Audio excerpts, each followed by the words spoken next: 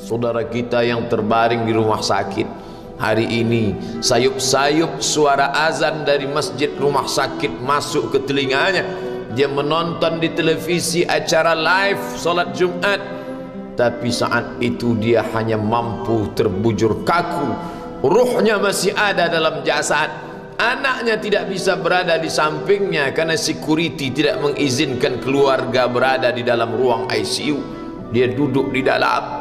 Suara terdengar, azan bersahutan, hayya 'alas salah, mari salat, hayya 'alal falah, mari menuju kemenangan. Dia hanya bisa meneteskan air mata. Kenapa? Kalau dulu dia waktu sehat sempat beribadah, penyesalannya tidak terlalu banyak. Tapi kalau di saat sehat walafiat tak sempat untuk menempelkan kening ke lantai, tak sempat melangkahkan kaki ke rumah Allah, tak sempat mendengarkan khutbah, maka tak ada duka di atas duka.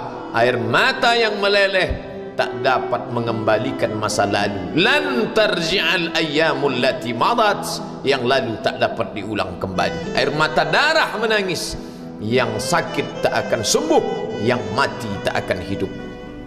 Penyesalan selalu datang di akhir perbuatan. Belum pernah orang menyesal sebelum perbuatan berlalu. Selalu penyesalan di akhir. Di saat itu penyesalan tak lagi bermakna.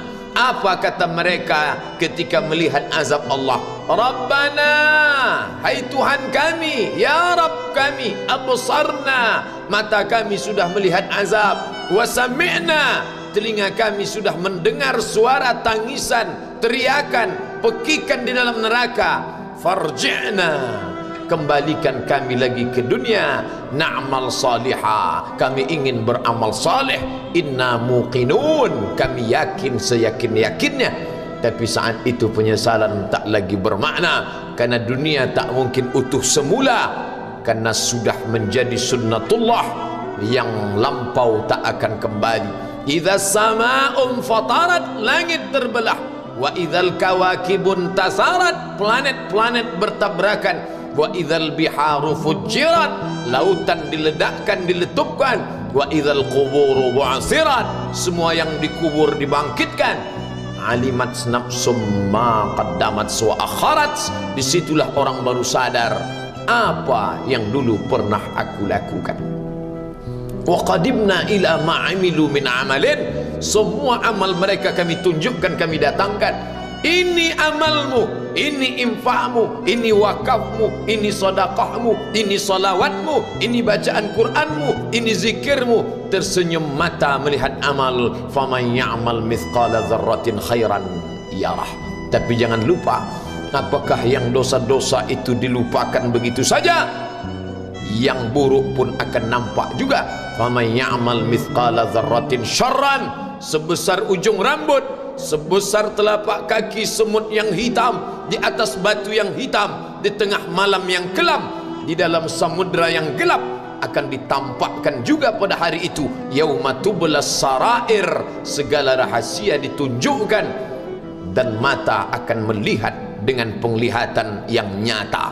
Mulut tidak lagi bisa menjawab. Al-yauma nakhtimu ala afwahihim, hari itu mulut kami kunci, karena mulut itu yang dulu pandai mencari-cari alasan, bersilat lidah, maka hari itu lidah dikunci.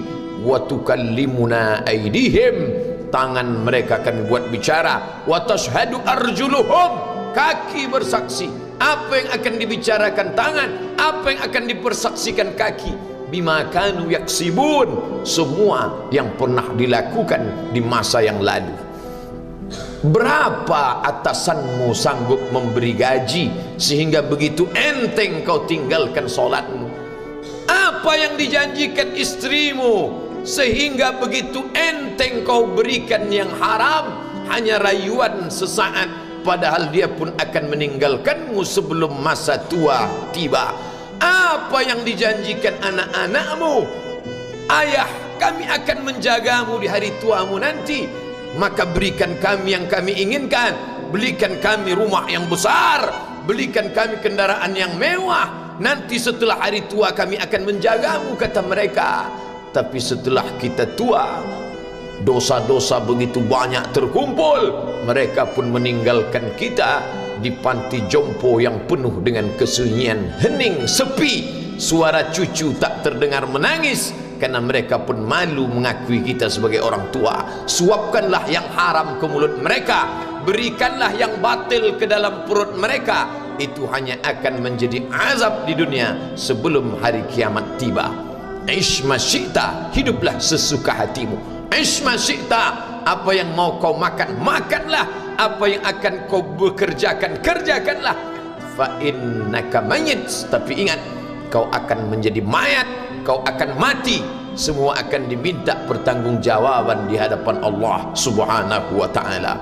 Hari ini orang boleh tertawa, hari ini orang boleh merasa dunia dia yang punya, tapi sampai masanya yang hijau akan berubah menguning, yang kuning akan mati, yang mati akan menjadi debu, yang debu ditiup angin hampa tak bermakna. Lalu apa yang akan dibawa menghadap Allah Subhanahu wa ta'ala? Amal saleh.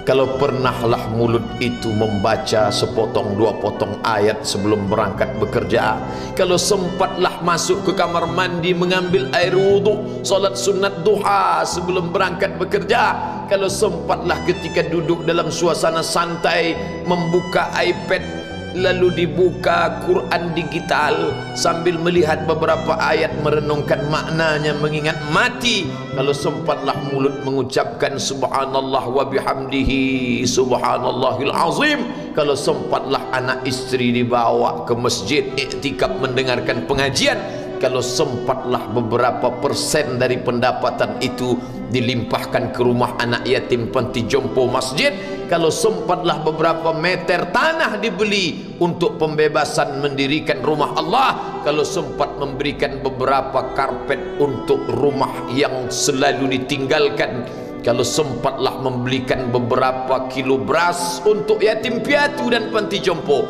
itulah yang akan menolong di hadapan Allah. Adapun rumah besar dengan beberapa semen, dengan beberapa busi yang banyak, semua akan menjadi tinggal kenangan. Mereka akan menjual, membagi-baginya.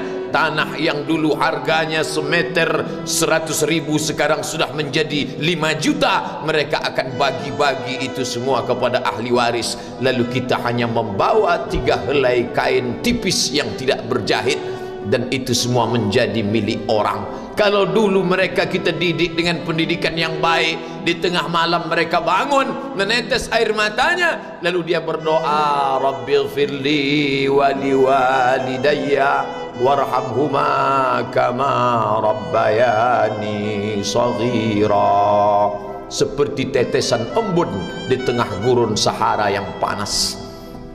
Kalau sempatlah mereka berdoa, Allahumma ighfir lahu warhamhu wa'afihi wa'fu anhu, maka mengalirlah air yang sejuk ke tenggorokan yang kering. Kalau sempatlah mereka membeli makanan, diundangnya anak yatim, diusapnya kepala, ya Allah, terimalah sedekahku ini untuk almarhum ayahku, almarhumah bundaku. Aku tak dapat membalas budi baik mereka, ya Allah, mereka sudah mendahului aku. Maka akan mengalirlah itu sebagai perlipur lara di tengah alam barzakh sementara kiamat tiba. Tapi kalau mereka hanya dididik dengan keduniawian, dididik dengan kemewahan, disumbat mereka dengan materi, tak pernah diingatkan pada mati, ketika kita mati, mereka pun juga akan mati perasaan ingatannya. Paling celaka lagi, mereka mengingat kita dengan mengantarkan bunga, mereka mengingat kita dengan pakaian hitam, mereka mengingat kita dengan suara musik, mereka mengingat kita dengan memajang foto kita besar-besar di dalam rumah. Dan itu hanya menjadi penghalang rahmat Allah turun, tidak berkesan sedikit pun. Mereka sedang menyangka kalau dinyanyikanlah lagu kesenangan kita, terobat rindu hatinya. Kalau dipajangnya foto kita, dilingkarkannya karangan bunga, puas rindunya. Padahal itu tidak membuat pengaruh apapun kepada kita di alam barzakh. Maka sayang, buatlah sayang yang mengingatkan sesudah mati. Kalau rindu, buatlah kerinduan yang membuat dia akan tetap mengalir sebagai satu amal sesudah kematian. Idza matal insan, kalau manusia mati, inqata'a, dulu rajin membaca Quran berhenti, dulu rajin salat tahajud berhenti, dulu rajin menghatamkan segala yang baik-baik berhenti.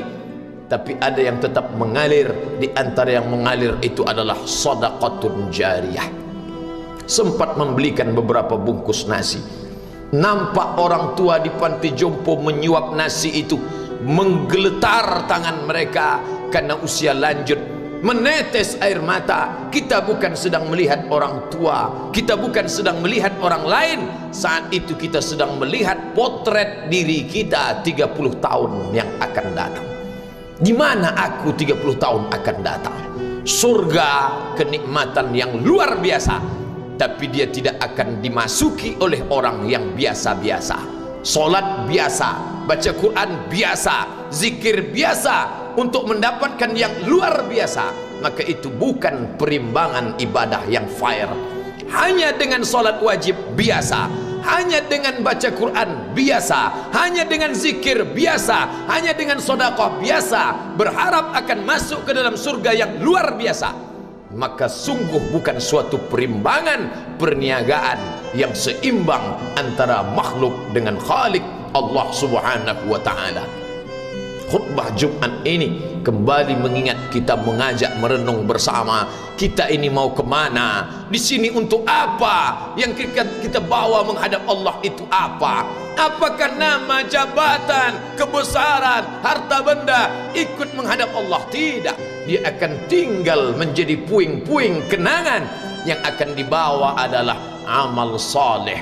Makanya kita selalu berdoa selesai wudu, Allahumma ja'alni minat tawabin waj'alni minal mutatahhirin, ditutup dengan waj'alni min ibadikas salihin, karena orang yang saleh lah yang selamat dari kerugian, yang lain rugi. Innal insan, semua manusia lafi khusrin, rugi. Yang kaya rugi, yang punya kuasa rugi, yang ganteng rugi, yang punya anak rugi, yang punya istri rugi.